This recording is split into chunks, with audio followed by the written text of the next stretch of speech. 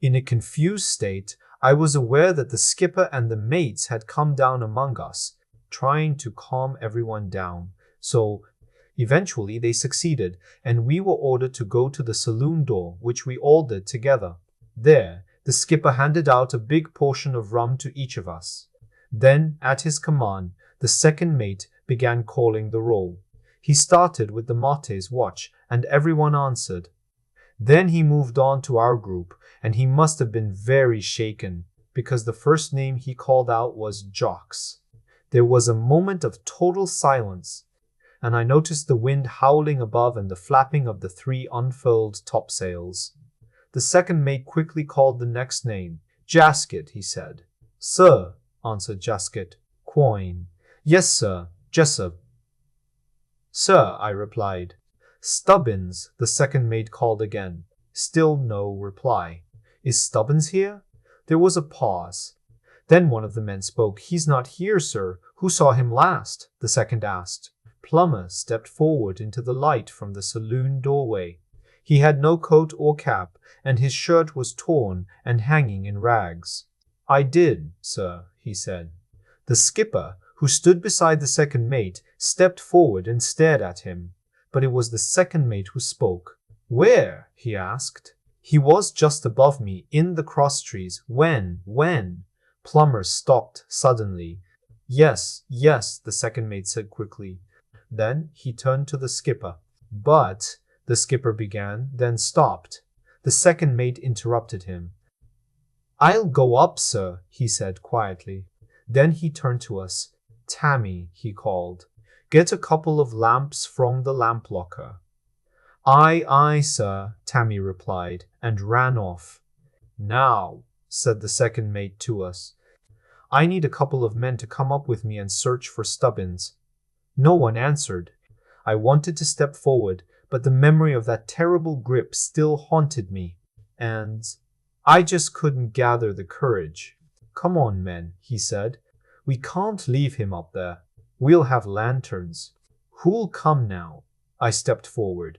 I was terribly scared, but I couldn't stand back any longer out of shame. I'll come with you, sir, I said quietly, feeling sick with nerves. That's more like it, Jessup, he said in a tone that made me glad I had stepped forward. At that moment, Tammy returned with the lights. He gave them to the second mate, who took one and told him to give the other to me. Then he held his lantern high and looked around at the others. Now, men, he called. Are you really going to let just Jessup and me go up? Come on, 1 or 2 more of you. I don't think we're being cowards, sir. But just look at him, he said, pointing to Plummer, who still stood under the saloon light. What kind of thing could do that to him, sir? He continued. And now you want us to go back up there? We're not exactly in a hurry. The second mate looked at Plummer. And yes, as I mentioned earlier, the poor man was in a terrible state. His torn shirt was flapping in the wind from the doorway. The second mate stared but said nothing. It was like Plummer's condition had left him speechless. It was Plummer who finally broke the silence. I'll come with you, sir, he said. But you should bring more light than those 2 lanterns. There won't be enough unless we've got plenty of light. The man had courage, and I was amazed he offered to go after what he had experienced. But I was about to be even more surprised, because suddenly the skipper, who had hardly spoken the whole time, stepped forward and put a hand on the second mate's shoulder. I'll come with you, Mr. Tulipson, he said. Then he opened his mouth. No, sir, I don't think, he began. That's enough, Mr. Tulipson, the skipper interrupted. Mr. Grange, he said, take 2 of the apprentices below and bring up a box of blue lights and some flares. The first. Mate replied something and hurried off into the saloon with the 2 boys from his watch. Then the skipper spoke to us. Now, men, he began, this is no time to waste. The second mate and I are going aloft, and I want about 6 of you to come to and carry lights. Plummer and Jessup have already volunteered. I want 4 or 5 more. Step forward now. This time, no one hesitated. Quine was the first to step up, followed by 3 others from the mates group. And then old Jasket. That's enough, said the skipper. He turned to the second mate. Has Mr. Grange brought those lights yet? He asked, a bit impatiently. Here, sir, came the first mate's voice from the saloon doorway. He was holding the box of blue lights, and behind him came the 2 boys with the flares. The skipper took the box quickly and opened it. Now, one of you men, come here, he ordered. One of the mate's men ran over to him. He took a few of the lights from the box and gave them to the man. When we go up, get into the foretop and keep one of these burning the whole time. Understand? Yes, sir, the man replied. You know how to light them? The skipper asked suddenly. Tulipson? Here, sir, Tammy answered. The skipper handed him another light. Listen, boy. Take this and stand on the forward deck house. When we go up, shine your light until the man in the top lights his. Got it? Yes, sir, Tammy said, and took the light. 1 minute, the skipper said, grabbing a second one. Your first might go out. Take this just in case. Tammy took it and moved away. Those flares ready to light. Mr. Relight, Mr. Raz. Grange, the captain asked. All ready, sir, the mate answered. The skipper put one of the lights into his coat pocket and stood up. Good. The other 2 men from the mate's watch will go to the cranolines and keep flares lit. Take paraffin tins. When we reach the upper topsail, Quine and Jasket will go on the yardarms and light flares there. Be careful. Don't burn the sails. Plummer and Jessup will come with the second mate and me. Everyone understand? Yes, sir, the men replied together. Suddenly, the skipper seemed to get an idea and went into the saloon. A minute later, he came back and handed the second mate something shiny. It was a revolver. It was a revolver. He had another one, which he put in his pocket. The second mate looked at it, unsure. I don't think, sir, he began. You don't know, the skipper cut in. Put it in your pocket. He turned to the first mate. You'll take charge of the deck, Mr. Grange, while we're aloft. Aye, sir, said the mate, and told one of the boys to return the light box to the cabin. The skipper led the way forward. As we walked, the lanterns lit up the deck, showing the tangled ropes from earlier. I guess the crew had trampled them in their panic. Suddenly, I realized again how strange this all was. A deep unease filled me. What would all this lead to? Ahead, the skipper shouted to Tammy to get up with his light. As we reached the fore-rigging, Tammy's blue light flared, making every rope and sail appear ghostly. I saw the second mate already climbing the starboard rigging with his lantern. He shouted at Tammy to keep the burning light from dripping onto the staysail. From the port side, the skipper called us to hurry. Quick now, men, he shouted. The man assigned to the foretop was just behind the second mate. Plummer was a few steps lower. Then I heard the skipper, Where's Jessup with the other lantern? Here, sir, I called. Bring it to this side. No need for both lights on one side. I ran around the front of the house. I saw the skipper climbing fast with one of the mate's men and Quine. I jumped, grabbed the rail, and started climbing. Just then, Tammy's light went out. Everything turned dark. I stood with one foot on the rail, one knee on the sheer pole. My lantern gave only a weak glow. Up above, I saw another lantern's faint light.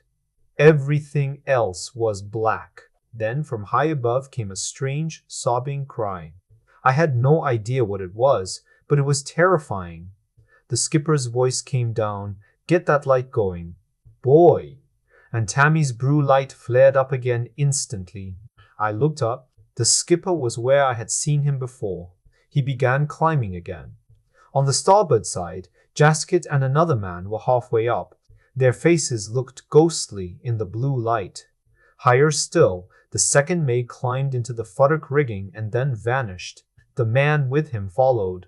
On the port side, the skipper was stepping out of the futtock shrouds. Then suddenly a blue light flared above, just as Tammy's went out again. I looked down. The decks were filled with flickering shadows. A group of men stood by the port galley, looking up, pale, eerie faces in the strange glow. I reached the futtock rigging, then stood in the top next to the skipper. He was shouting at the man on the crinoline, who was having trouble lighting his flare. Finally, almost a minute later, he got it burning. By then, the man in the top had lit another flare and we were ready to go higher. But first, the skipper leaned over and shouted for the first mate to send a man to the forecastle with a flare. The mate responded, and we started climbing again. The skipper went first. Luckily, the rain had stopped. The wind hadn't gotten worse, maybe even less, but it was still strong enough to make the flares trail behind like long, twisting flames. Halfway up the topmast rigging, the second mate called to the skipper about lighting Plummer's flare. The old man told him to wait until they reached the crosstrees, where it was safer. Near the crosstrees, the old man stopped and asked me to pass him the lantern by Quine. Both he and the second mate paused, holding their lanterns high, and looked into the dark. "See any sign of him, Mr. Tulipson?" asked the old man. "No, sir," replied the second mate. He shouted for Stubbins, but only the wind and the sail's flap responded. The second mate and Plummer climbed over the crosstrees. Plummer lit his flare near the royal backstay. The flare showed no trace of Stubbins. The skipper ordered Quine and Jaskett to go out on the yardarms with flares, warning them to avoid the sails. They moved carefully along the footropes, but soon disappeared beyond the flare's light. Quine's flare lit up, but Jaskett's did not appear for almost a minute. Then a curse came from Jaskett with a vibrating noise. The second mate asked what was wrong. Jaskett said the footrope was shaking. The second mate shone his lantern and then drew his gun. He fired, and the shaking stopped. He told Jaskett to light his flare, which he did. The skipper asked what had happened, but the second mate's answer was quiet. I noticed Jaskett's position when lighting the flare, crouched with one knee over the yard, lying on his belly with the flare near the sail. I saw a small hole in the sail where the bullet had hit.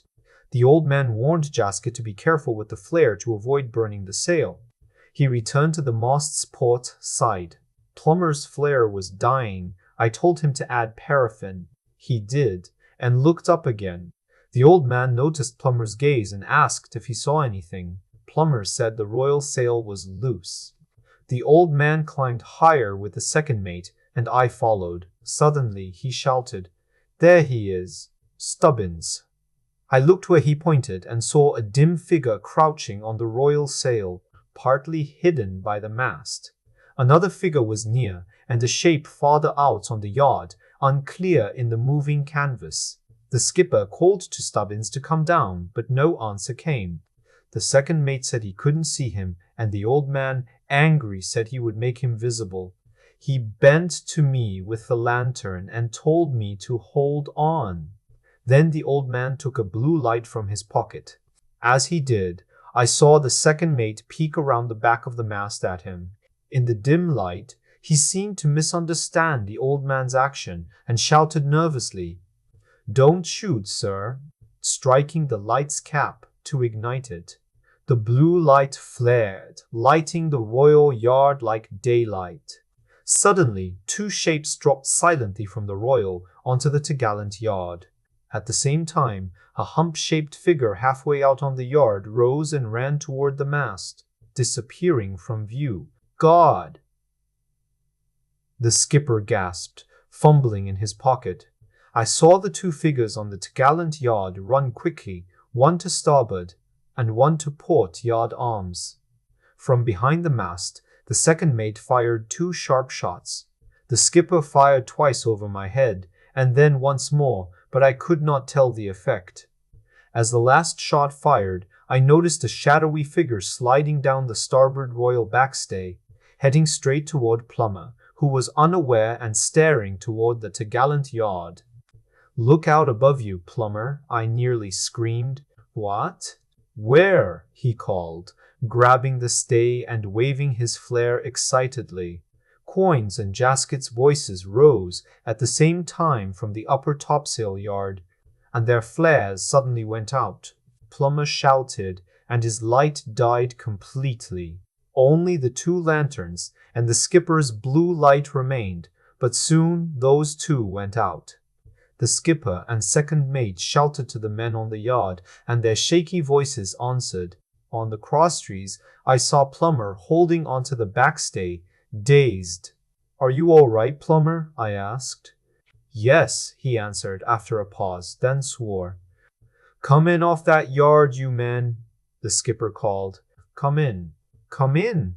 I heard someone calling below, but could not understand the words. The skipper, pistol in hand, looked around nervously. Hold up that light, Jessup, he said. I can't see. The men climbed down from the yard into the rigging. Down on deck with you, the old man ordered. As fast as you can. Come in off there, Plummer, the second mate called.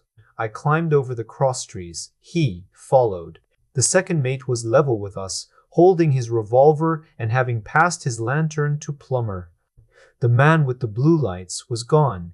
Later, I learned the man with the starboard flare had slid down a backstay to the deck, swearing that a great black shadow had come suddenly from above. I remembered the shadow I saw sliding down on Plummer. The man on the port crinoline, who had trouble lighting his flare, was still where we left him, though his light was now dim. Smartly now, and get down on deck. Why? Yes, sir, the man replied and started to move in. The skipper waited until he reached the main rigging, then told me to get down from the top. Just as he was about to follow, a loud cry and a scream came from below. Get out of my way, Jessup, the skipper roared, swinging down beside me. The second mate shouted from the starboard rigging. We all hurried down. I caught a glimpse of a man running from a doorway on the port side of the forecastle. In less than half a minute we were on deck, among a crowd gathered around something. Oddly, they were not looking at it, but toward the dark aft section. It's on the rails, several voices cried. Overboard, someone shouted excitedly. It jumped overboard. There was nothing, said a man in the crowd. Silence, the old man ordered. I think he's dead, the first mate said in broken words. Let me see, the old man said quietly. The men moved aside, and he knelt by the man on the deck. Pass the lantern here, Jessup, he said. I held the light. The man lay face down. The old man turned him over and looked closely. Yes, he said after a moment. He's dead. He stood silently for a moment, then turned to the second mate. 3, he said quietly. The second mate nodded and cleared his throat. He seemed about to speak, but looked at Jacobs and said nothing. 3, the old man repeated, since 8 bells. He looked again at Jacobs. Poor devil, poor devil. The second mate cleared his throat and quietly asked, Where should we put him? The 2 bunks are full. You'll have to lay him on the deck by the lower bunk, the skipper replied. But as they carried the body away, I heard the old man groan softly. The other men had gone forward. I think he did not notice I was standing near. My God! Oh my God! He muttered and slowly walked aft. He had good reason to groan. 3 were dead and Stubbins was completely lost. We never saw him again.